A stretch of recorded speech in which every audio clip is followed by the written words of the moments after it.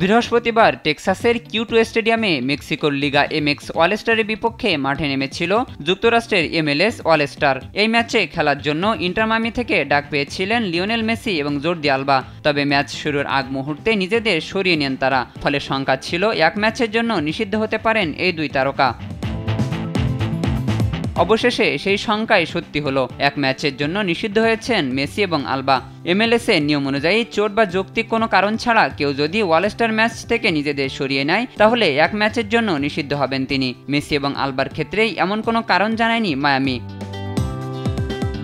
All star ম্যাচের পর বেশ কিছুটা সময় পেরিয়ে যাওয়ায় অনেকেই ভেবেছিলেন মেসি এবং আলবাকে হয়তো শাস্তির মুখে পড়তে হচ্ছে না। অবশেষে MLS এক বিবৃতিতে জানায় এই সপ্তাহে অলস্টার গেমে অনুপস্থিত থাকার কারণে ইন্টার মায়ামির জর্দি আলবা এবং লিওনেল মেসি ক্লাবের আগামী ম্যাচে খেলতে পারবেন না।